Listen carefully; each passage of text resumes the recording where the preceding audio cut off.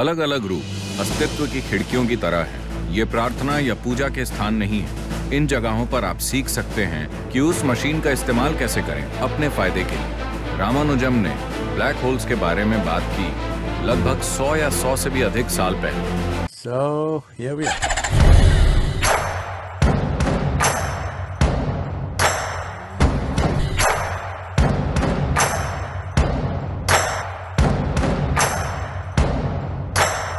सदगुरु, हमारे पास जो अगला सवाल है मैं आपके लिए उसे पढ़ देता हूँ। ये माना जाता है कि श्रीनिवास रामानुजम मैथमेटिकल इक्वेशन को इस तरह लिखते थे मानो उनकी पूरे ब्रह्मांड तक पहुँच हो। वो ये भी कहते हैं कि उनकी देवी उन्हें गणित के वो सूत्र बताती हैं। मैं उस स्थिति तक कैसे पहुँच सकता हूँ? ये सवाल है। पहले आपको एक देवी खोजनी होगी। आप सभी क्या फोन इस्तेमाल करते हैं? क्यों? आप फोन का इस्तेमाल क्यों करते हैं? पहले तो हमने फोन बनाया ही क्यों? क्योंकि हम बोल सकते हैं। अगर हमारे पास बोलने की क्षमता नहीं होती तो क्या हम माइक्रोफोन, टेलीफोन या ऐसी कोई चीज बनाते? हेलो, हमने साइकिल क्यों बनाई? क्योंकि हम चल सकते हैं, मगर हम और तेज चलना चाहते थे, इसीलिए हम दौड़ने लगे। दौड़ने पर पता चला कि उसकी एक सीमा है, हम उससे भी तेज जाना चाहते थे, इसलिए हमने साइकिल बनाई। मान लीजिए कि हम एक पेड़ की तरह होते, एक जगह पर फिक्स्ड, तो क्या हम साइकिल का आविष्कार करते? नहीं। तो टेलीफोन, टेलीस्कोप, माइक्रोस्कोप, साइकिल, गाड़ियां, हवाई जहाज, ये सब क्या है? हमारे पास जो क्षमताएं पहले से हैं, हम उन्हें बेहतर बनाना चाहते हैं। हमने कोई ऐसी मशीन नहीं बनाई जिसकी क्षमता हमारे पास नहीं थी और अचानक से हमने कुछ बना लिया, क्योंकि हम उन चीजों के बारे में जानते ही नहीं। हाँ, हमारे पास जो क्षमताएं नहीं हैं, उन्हें जानने का हमारे पास कोई तरीका नहीं है कि उसका अस्तित्व है या नहीं। बस हमारे पास जो क्षमताएं हैं, उन्हें हम दूर तक ले जाने की कोशिश करते हैं। तो इसी कोशिश में हमने कई मशीनें बनाई। यहां मौजूद सभी मशीनें सिर्फ हमारी मौजूदा क्षमताओं को और बेहतर कर रही हैं। उन्होंने कोई एकदम नई क्षमता नहीं पैदा की है। इसी तरह पुराने समय से ही इस संस्कृति में हमने ऐसी मशीनें बनाई जो किसी सामान या मैकेनिकल प्रक्रिया से नहीं बनी, बल्कि ऊर्जा की प्रक्रिया से बनी है। ऊर्जा की प्रक्रिया से बनी मशीन का अर्थ क्या है? देखिए, मान लीजिए कोई मर जाता है। आपने मरे हुए लोगों को देखा है? हेलो, कहां देखा? मैंने कभी नहीं देखा। आपने मरे हुए लोग देखे या लाश देखी? हाँ। लाश का अर्थ क्या है? मान लीजिए कोई दुर्घटना या हत्या या कुछ और नहीं हुआ, या मान लीजिए कोई बस दम घुटने से मर गया। अगर कोई दम घुटने से मर गया तो उसका दिल ठीक है, वो धड़क नहीं रहा, मगर वो फिट है। उसका लिवर, किडनी, सब कुछ ठीक है,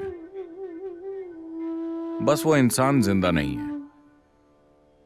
सभी मशीनी अंग ठीक है, बस जीवन ऊर्जा नहीं है। तो ये भी एक स्तर पर एक ऊर्जा मशीन है कि नहीं? है कि नहीं? ये भी एक ऊर्जा मशीन है। उसके परे हमने मैकेनिकल अंग लगा दिए हैं। सभी मैकेनिकल अंगों के ठीक होने पर भी अगर ऊर्जा नहीं होगी तो ये काम नहीं करेगा। तो गहराई से देखने में हमें पता चला कि हम एक ऊर्जा मशीन बना सकते हैं मैकेनिकल अंगों के बिना, क्योंकि मैकेनिकल अंगों को रख रखाव और सर्विसिंग वगैरह की जरूरत पड़ती है। But if you just create an energy machine, it will simply function day and night.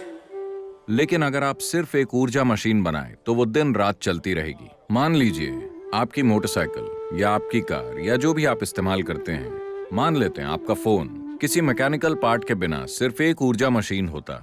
ऐसा भी हो रहा है। बड़ा फोन अब धीरे धीरे छोटा होता जा रहा है, कम से कम मैकेनिकल पार्ट्स के साथ वो और भी ज्यादा एफिशिएंट होता जा रहा है। धीरे धीरे ये उस ओर बढ़ रहा है जहां ये ज्यादा ऊर्जा पर आधारित और कम मैकेनिकल होता जा रहा है कि नहीं? आपको जेम्स बॉन्ड की पुरानी फिल्में याद हैं? इतना बड़ा फोन, वो किसी नवजात बच्चे की तरह लगता था,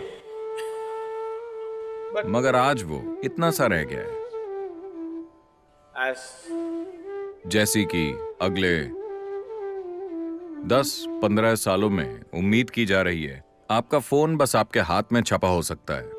बस इस तरह आप बात कर सकते हैं, या उतना भी करने की जरूरत नहीं है। अगर आप बस ऐसा करें तो जो आप कहना चाहते हैं वो कह देगा। तो अब हम मैकेनिकल से ऊर्जा आधारित मशीन की ओर बढ़ रहे हैं, एक बड़े बुलडोजर से एक कंप्यूटर तक। ये एक बड़ा अंतर आया है कि वो ज्यादा ऊर्जा पर आधारित और कम मैकेनिकल है।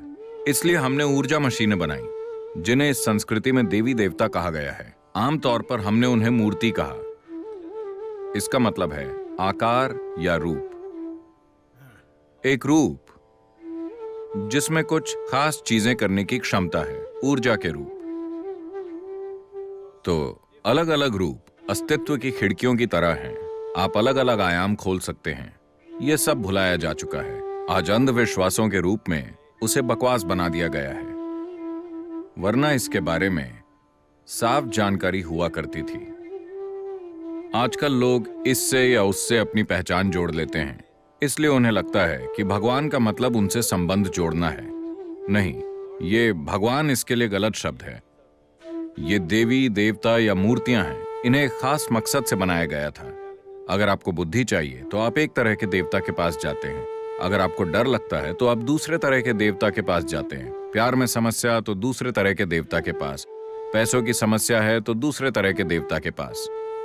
इस तरह उन्होंने ऊर्जा के रूप बनाए जिनका इस्तेमाल करना आपको सीखना होगा। ये प्रार्थना या पूजा के स्थान नहीं है। इन जगहों पर आप सीख सकते हैं कि उस मशीन का इस्तेमाल कैसे करें अपने फायदे के लिए। उन्हें कई रूपों में और क्षमताओं में बनाया गया। उन्हें लोगों की आनुवांशिक जानकारी से भी जोड़ा गया, जिन्हें हमने कुल देवता कहा, जहां वो सिर्फ उसी वंश के लोगों के लिए काम करेगा। ये एक बहुत जटिल प्रक्रिया है। तो रामानुजम दक्षिण भारत के थे। मैं दक्षिण का खास तौर पर जिक्र इसीलिए कर रहा हूं क्योंकि ये चीजें वैसे तो पूरे देश में थीं, मगर इस देश के उत्तरी हिस्से ने बहुत विदेशी हमले और तोड़-फोड़ सहे। दक्षिण विंध्याचल पहाड़ों से दक्षिण के हिस्से में हम काफी सुरक्षित रहे। आज भी हमने कई चीजें कायम रखी हैं। हमने उत्तर की तरह कोई बड़ी उथल-पुथल नहीं झेली। इसके कारण कुछ वैज्ञानिक प्रक्रियाएं अब भी जीवित और सक्रिय हैं, जो एक रामानुजम का निर्माण कर सकी। रामानुजम ने ब्लैक होल्स के बारे में बात की लगभग 100 या 100 से भी अधिक साल पहले, जब ब्लैक होल का कोई कॉन्सेप्ट ही नहीं था। उन्होंने उस समय ब्लैक होल के लिए गणित बनाया, जब ब्लैक होल का कॉन्सेप्ट ही नहीं था। विज्ञान हमेशा इस तरह आगे बढ़ता है, पहले कॉन्सेप्ट, फिर थ्योरी और फिर गणित। मगर उन्होंने पहले गणित बनाया जब कॉन्सेप्ट नहीं था, जब थ्योरी नहीं थी। जब उनसे पूछा गया, वो मृत्युशैया पर थे और गणित मानो उनसे बहकर निकल रहा था। गणित की कई नोटबुक्स बस यूं ही बह रहा था। लोगों ने पूछा, ये कहां से आ रहा है, ये क्या है? वो बोले, मेरी देवी के शरीर से गणित बहता है।